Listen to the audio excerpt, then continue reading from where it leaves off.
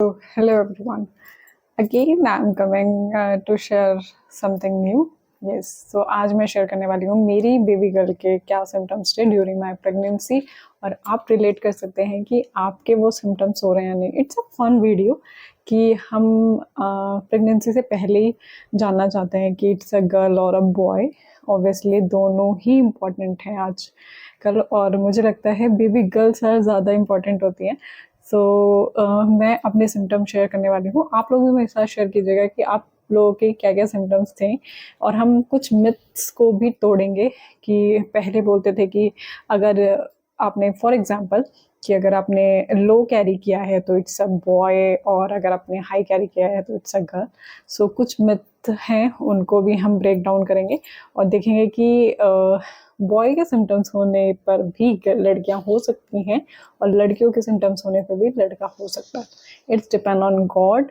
So don't worry, relax. जो भी है आपका बेबी बहुत अच्छा है. जब आप उसका फेस देख लोगे ना तो ये बॉय और गर्ल वाली सारी मैथ टूट जाती है. So just I am sharing my experience of pregnancy. ये भी एक प्रेगनेंसी का एक पार्ट है और मैं भी बहुत एक्साइटेड थी. इट्स अ गर्ल और अ बॉय. सो सब बोलते थे कि नहीं, अगर ये सिम्टम्स दिख रहा है तो इट्स अ बॉय, नहीं ये सिम्टम्स दिख रहा है तो इट्स अ गर्ल.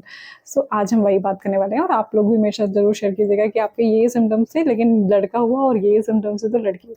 सो सबसे पहले मैं स्टार्ट करती हूँ. मैंने कुछ 15 पॉइंट बनाए हैं जो आपके साथ शेयर करने वाली हूँ, और पहले पॉइंट से स्टार्ट करते हैं जो बहुत ज़्यादा कॉमन है कि आपके पेट पे अगर एक सीधी ब्लैक लाइन होती है तो इट्स अ बॉय. ये मिथ है कि अगर आपके पेट से मतलब वजाइना से लेके आपके चेस्ट तक एक ब्लैक लाइन स्ट्रेट हो रही है, सब बोलते हैं कि लड़का होती है. बट इन माय केस मेरे पूरे वजाइना से लेके चेस्ट तक एक ब्लैक लाइन है, इनफैक्ट अभी भी विजिबल है. So but I have my a sweet little baby girl. So this is also a myth. So पहला पॉइंट मेरा था कि ब्लैक लाइन होने पर कोई ज़रूरी नहीं है कि आपके बॉय ही हो. So relax. सो पहला पॉइंट मेरा जो सिम्टम्स था वो है लीनिया निग्रा, अब ब्लैक स्ट्रेट लाइन जो आपके टमी पे होती है. बोलते हैं बॉय होगा, but I have deliver a girl. Second मेरा नंबर आता है कि मेरा भूख का कैसे रहा था. सो स्टार्टिंग में तो मुझे नॉर्मल भूख लगती थी. मेरे फर्स्ट और सेकंड ट्राइमेस्टर में मुझे नॉर्मल भूख लगी जैसे मुझे पहले भूख लगती थी. But in terms of third trimester I am super Hungary. मतलब मुझे हर टाइम खाना चाहिए होता था. इनफैक्ट मैंने अभी कुछ खाया है और 5 मिनट बाद या फिर उसी टाइम मुझे ऐसा लगता था कि यार प्लीज़ कुछ और भी दे दो, प्लीज़ कुछ और भी दे दो. मतलब इतना ज़्यादा मैं मतलब भूखी होने लग गई थी. सो खाने का जो था मेरा थर्ड ट्राइमेस्टर में जाके मुझे भूख बहुत ज़्यादा लगती थी. सो सेकंड सिम्टम्स मेरा भूख का था. बात करते हैं नेक्स्ट सिम्टम की कि मुझे बहुत कॉमन होता है कि सबको ना फर्स्ट ट्राइमेस्टर में नॉक्सिया हो जाता है, उल्टियाँ होने लगती हैं. सो मेरे केस में मुझे उल्टियाँ वगैरह बिल्कुल नहीं थी. फर्स्ट ट्राइमेस्टर में भी नहीं थी और सेकंड थर्ड में भी नहीं हुई, बल्कि मुझे एक दो चीज़ों से प्रॉब्लम हुई थी सेकंड ट्राइमेस्टर में. मतलब थर्ड मंथ में मैंने जैसे जो मुझे अगर पसंद नहीं आ रहा था, पसंद इन द सेंस जो मुझे पहले भी पसंद नहीं था, सो उसको मैंने खा लिया था. तो उसको लेके मुझे 2-3 उल्टियाँ हुई थी थर्ड मंथ में. वो भी मुझे फूड की वजह से हुई थी, बाकी मुझे ऐसा नहीं था. नॉक्सिया मुझे रहता था, कभी कभी ऐसा लगता था कि उल्टी आ रही है बट आती नहीं थी. सो मुझे वॉमिटिंग की प्रॉब्लम नहीं थी, बट नॉक्सिया मतलब आपको फील होता है कि आपको वॉमिटिंग आ रही है बट ऐसा होता नहीं है. सो ये मेरा एक और सिम्टम था.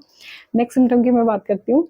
सब लोग कहते हैं कि ना कि टमी के शेप से पता चल जाता है. पहले आपने देखा होगा कि गांव वगैरह में या फिर हमारी दादी नानी या फिर जो हमारे ओल्ड लेडीज़ होती हैं वो कहती हैं कि नहीं इसका पेट नीचे है तो लड़का होगा, नहीं इसका पेट गोल है तो लड़की होगी. सो मेरे केस में ये था कि कभी तो मेरे टमी का साइज़ मतलब it's depend on your baby कि उसकी मूवमेंट कैसी हो रही है. जब स्टार्टिंग में अगर आपका बेबी जैसे प्लेजेंटा पे भी डिपेंड करता है, तो मेरा सेकेंड ट्राइमेस्टर तक जो था वो मेरे पेट का साइज़ गोल था, लेकिन थर्ड ट्राइमेस्टर में आते आते वो लो बेली की तरफ मुड़ गया. सो मेरे केस में दोनों टाइप के सिम्टम्स रहे थे, मतलब गोल भी रहा था और लो भी रहा था. सो इसमें मैं कुछ नहीं कह सकती हूँ, मेरे दोनों टाइप के बेली रहे थे. मतलब क्योंकि मेरा प्लेजेंटा, अब प्लेजेंटा की भी बात कर लेते हैं. लोग बोलते हैं कि इंटीरियर और एक्सटीरियर में रहता है कि क्या रहता है। तो मेरे केस में मेरा थ्रू आउट प्रेगनेंसी इंटीरियर था, बल्कि स्टार्टिंग में मेरा प्लेसेंटा लो आया था, जिसकी मैंने एक वीडियो भी डाली थी कि मैंने अपना लो प्लेसेंटा कैसे ठीक किया है। तो मेरे स्टार्टिंग में लो प्लेसेंटा आया था, जिसकी वजह से मुझे रेस्ट भी बोला गया था। सो स्टार्टिंग में मेरा लो प्लेसेंटा था, मेरा इंटीरियर ही था, और थ्रू आउट प्रेगनेंसी भी लास्ट तक मेरा इंटीरियर ही रहा था। तो एक ये था, बोलते हैं कि पोस्टीरियर रहता है तो बॉय होता है, इंटीरियर रहता है तो गर्ल होती है। सो इस केस में तो मेरा इंटीरियर था, तो आप लोग आइडिया लगा सकते हैं। मूव टू नेक्स्ट मेरे सिम्टम्स की तरफ कि ग्लो कैसा था। तो ग्लो की बात करूँ तो यस, मैं मतलब सेकेंड ट्राइमेस्टर तक, जब तक मेरे स्वेलिंग नहीं हुई थी, तब तक मेरे फेस पे कोई दाना, मतलब कोई ऐसे रैशेस वगैरह मेरे को कुछ नहीं हुए थे। बट हाँ, मेरी स्किन डार्क हो गई थी, स्पेशली जो थाई वाला साइज होता है वहाँ पे मेरी स्किन थोड़ी सी ब्लैक होने लग गई थी, जो मेरे नॉर्मली पहले नहीं थी। सो ये मुझे एक लगा था। बाकी मेरे फेस, हैंड्स वगैरह दे आर रियली नॉर्मल। जो मेरी स्किन पहले थी, या फिर पहले कभी मुझे एक दो एक्ने वगैरह हो जाते थे, सो वैसे ही था, वो ठीक हो जाते थे। सो सिर्फ मुझे ब्लैक स्किन की प्रॉब्लम हुई थी मेरे थ्रू आउट प्रेगनेंसी, और अभी वो फेड अप हो रही है। ये भी मैं क्लियर कर दूं कि वो स्टे नहीं है, वो फेड अप हो रही है अब। सो ये एक रहा था। एंड नेक्स्ट की बेबी गर्ल में कहते हैं कि सब आप ग्लो करने लगती है स्किन, आपके हेयर शाइन हो जाते हैं। तो आपने मेरी लास्ट वीडियोस में देखा होगा, मैंने एक हेयर ऑयल भी बनाया था, और मुझे लगा था कि उसकी वजह से हो रहा है, बट मेरे बाल भी नहीं झड़े थे थ्रू आउट प्रेगनेंसी। और लास्ट में आके, बल्कि थर्ड ट्राइमेस्टर में आके, तो मेरे बाल बहुत अच्छे हो गए थे। मतलब इतने ज़्यादा मुझे अच्छे लगने लगे थे, वो शाइनी से हो गए थे, थोड़े फ्लफ़ी हो गए थे। सो यस, शाइन तो था बालों में। तो ये मेरा एक नेक्स्ट था कि ग्लो था थ्रू आउट प्रेगनेंसी। अब नेक्स्ट क्या आती है, ग्लो के साथ साथ मैं ऐड कर देती हूँ कि मेरे को स्वेलिंग का प्रॉब्लम हुआ था फर्स्ट, सेकंड, और मैं क्लियर करूँ तो 7.5 मंथ तक मुझे कोई प्रॉब्लम नहीं हुई थी स्वेलिंग की। बट जैसे ही मेरा 8 मंथ स्टार्ट होने वाला था, मुझे इतनी ज़्यादा स्वेलिंग होने लग गई थी कि मैं वॉक करने में भी मुझे प्रॉब्लम हो गई थी। आपने अगर मेरी एक दो लास्ट वीडियो देखी हूँ प्रेगनेंसी वाली, तो उसमें आप देखोगे मैंने उसमें शो भी करा है कि मतलब अभी तो मेरे नॉर्मल हाथ लग रहे हैं, उसमें मेरे हाथ डबल हो गए थे, और मतलब फेस भी बहुत ज़्यादा मोटा हो गया था। स्वेलिंग पैरों में तो बहुत ज़्यादा हो गई थी कि अगर मैं टच कर रही हूँ तो वो गड्ढा सा हो जा रहा है, इस टाइप की मेरे स्वेलिंग की बहुत ज़्यादा प्रॉब्लम हो गई थी। सो बट स्वेलिंग आना ना, डॉक्टर से मैंने पूछा था, तो एक अच्छा सिम्टम्स भी होता है, क्योंकि अगर आपकी नॉर्मल डिलीवरी होती है ना, तो उसमें स्वेलिंग में क्या होता है ना, ब्लड का पानी बनता है। इसका मतलब कि आपका ब्लड ज़्यादा बहेगा नहीं, वो पानी के फॉर्म में बह जाएगा, जिसकी वजह से आपके ब्लड में, मतलब बॉडी में ना ब्लड की कमी नहीं होगी। तो ये भी एक, मतलब स्वेलिंग का एक पॉजिटिव साइड आप बोल सकते हो। बट मेरी तो आपने देखा होगा मेरा डिलीवरी ब्लॉग की, मेरी नॉर्मल डिलीवरी होते होते वो सी सेक्शन तक कैसे पहुंच गई। सो अभी तो इस वीडियो पे आते हैं कि स्वेलिंग का प्रॉब्लम रहा था। अब स्वेलिंग में ही मैं एक और चीज़ ऐड कर देती हूँ कि मेरा वेट कितना गेन हुआ था।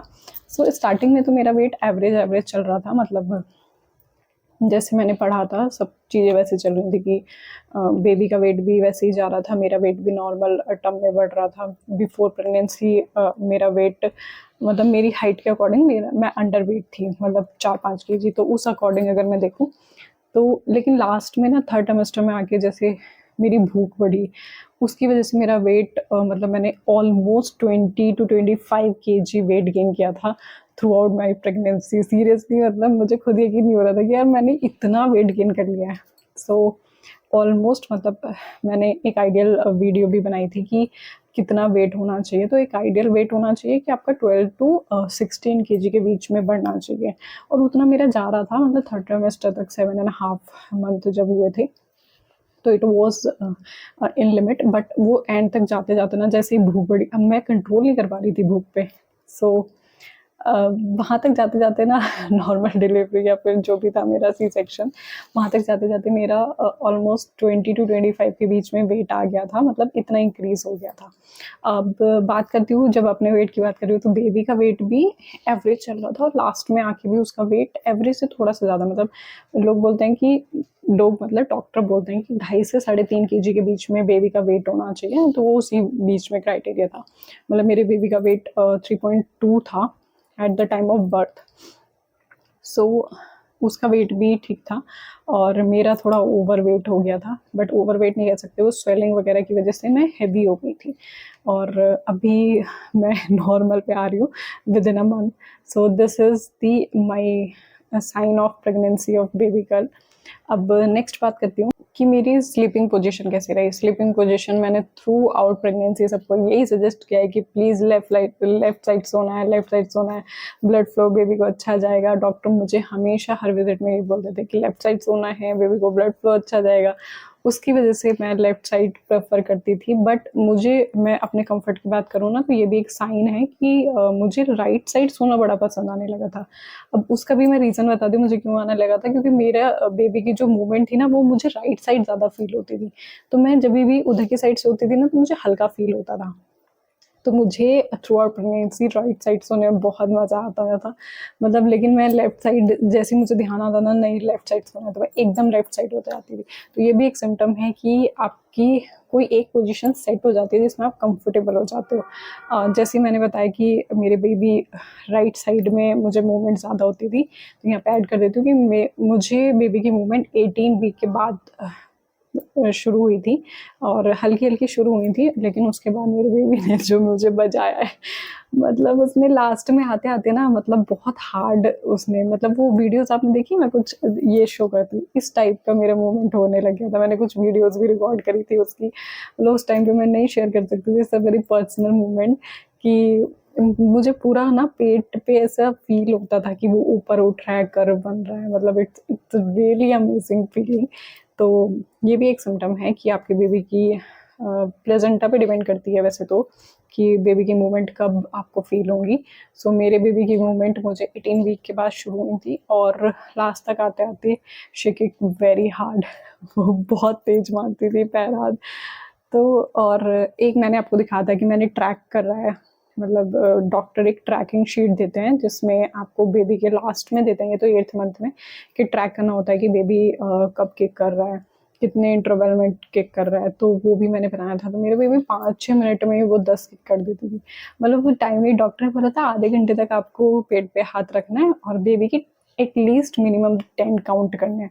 बट वो जब भी मतलब जैसे उसकी मूवमेंट होती थी ना, मैं काउंट करती थी, 5 मिनट में 10 मूवमेंट खत्म। तो उसकी बहुत फास्ट मूवमेंट रहती थी, तो ये भी एक साइन है कि मेरी बेबी की मूवमेंट काफ़ी अच्छी थी थ्रू आउट प्रेगनेंसी। अब एक सबसे इम्पोर्टेंट जो हर एक वीडियो में फैला हुआ है कि अगर आपकी हार्ट बीट 140 से अबव है तो बॉय होगा, 140 से नीचे है तो गर्ल होगी। इतना मतलब यूट्यूब और सब जगह इतना ज़्यादा है ना कि हार्ट रेट से आप पता कर सकते हो बॉय है girl. It's really a fake, ऐसा कुछ नहीं है। 140 से ऊपर मेरी बेबी की हार्ट बीट रही है हमेशा। और लास्ट में आते आते जैसे ही, मतलब मैंने आपको बताया भी था कि मेरा वाटर ब्रेक हो गया था, जिसकी वजह से उसने स्ट्रेस लेना स्टार्ट कर दिया था, तो उसकी वजह से उसकी हार्ट बीट 130 से नीचे गई है। नहीं तो थ्रू आउट प्रेगनेंसी मेरा 142 ऐसे रहा है, कभी 130 के रेंज में भी रहा है।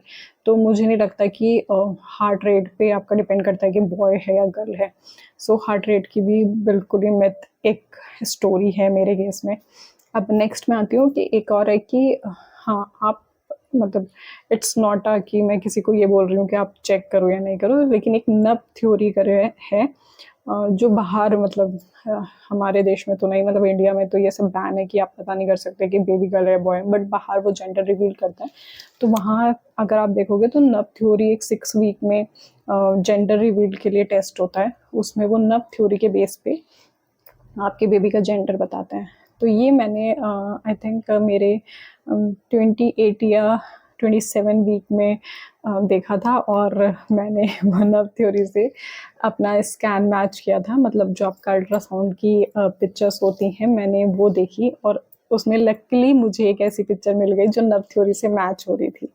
सो उस थ्योरी से मैच होने के बाद हमें पता चल गया था कि आई थिंक, मतलब वी आर श्योर, 99% श्योर थे कि yes it is a girl, क्योंकि नब थ्योरी अगर आपके पास वैसी पिक्चर्स है ना तो यू कैन आइडिया आप लगा सकते हो कि इट्स अ गर्ल और अ बॉय, क्योंकि इट्स अ मेडिकल मतलब सर्च, ऐसा नहीं है कि किसी ने बोल दिया, वो मेडिकल टर्म्स में है कि वो पढ़ाते हैं कि अगर आपको जेंडर रिवील करना है, जो पहले होता था हमारे इंडिया में तो बैन है। अब बैन इसलिए है क्योंकि कोई भी ना आजकल लड़कियां नहीं चाहता, मतलब आजकल नहीं कह सकती मैं, क्योंकि आजकल तो बहुत, मतलब आई थिंक मेरे हस्बैंड तो वो पूरा टाइम लेके बैठे रहेंगे, उसको कोई प्रॉब्लम नहीं है। मतलब आजकल की जो जनरेशन के हस्बैंड और मतलब वुड बी फादर है ना, वो बहुत प्यार करते हैं गर्ल्स को। बट पहले ऐसा होता था, मतलब पहले मतलब बहुत साल पहले हमारी मम्मी से भी और पुरानी जनरेशंस में बहुत टाइम पहले, कि दे डोंट लाइक, मतलब लाइक नहीं कह सकती मैं, कि वंश बढ़ाने के लिए उनको लड़का चाहिए होता था। सो ठीक है, अपना अपना प्रोस्पेक्ट है पहले का। तो उस टाइम पे इसलिए इंडिया में ये सब बैन हो गया, बट बाहर की कंट्रीज में अभी भी है। सो एक नव थ्योरी है जिसकी बेसिस पे लोग आइडिया लगाते हैं कि जेंडर क्या है बेबी का। सो मैंने भी वो थोड़ा सा आइडिया लगा लिया था कि yes it is a girl. और एक और आता, आप फन के लिए भी देख सकते हो, एक चाइनीज कैलेंडर करके बहुत फेमस हुआ था बीच में। मतलब मेरा ऐसा है कि जो भी मिल रहा है ना, कि मेरे को नॉलेज होना चाहिए, अरे अच्छा प्रेगनेंसी के टॉपिक पे ये है तो चलो पढ़ लेते हैं। तो एक चाइनीज कैलेंडर करके हुआ था कि अगर आप उसमें अपनी कंसीव डेट और बर्थ डेट डालते हो तो आपको पता कैलकुलेट करके दे देते हैं कि इट्स अ गर्ल और अ बॉय। मैंने इतनी बार किया है, हर बार वो क्या देता था, it's a boy, but I have a cute girl. So this is a myth. और इस वीडियो का मेरा मोटिव ये है कि जो भी आपने कंसीव किया है, whether it is a girl और a boy, please be happy throughout your journey. It's a baby, मतलब वो बहुत प्रीशियस है, गॉड ने आपको गिफ्ट किया है। सो बी हैप्पी। और जो भी मेरे सिम्टम्स हैं, मैंने सिर्फ एक फ़न वीडियो के तौर पे बनाए हैं कि आप भी अपनी प्रेगनेंसी में थोड़ा सा फ़न रखें और नॉलेज रखें। और अगर कोई कह देता है कि ये सिम्टम्स है तो आपके ये होगा, तो प्लीज़ इन सबको इग्नोर करें। जो भी आपने कंसीव किया है, लड़का या लड़की, वो बहुत प्यारा है। जब आप उसके फेस देखोगे ना, जब वो बड़े होते हैं बच्चे, सो बहुत मज़ा आता है। सो this is my baby girl symptoms. I hope आपको कुछ सिम्टम्स आपके साथ मैच हो रहे होंगे। तो मुझे कमेंट में ज़रूर बताना कि किस किस के साथ कैसे सिम्टम्स मैच हो रहे हैं, और कुछ फ़न करके भी कभी किसी के साथ प्रेगनेंसी में हुआ है क्या। फिर देखते हैं, नेक्स्ट वीडियो में मिलते हैं। तब चैनल को सब्सक्राइब करना मत भूलना, और yes hit the like button. So तब तक के लिए बाय बाय।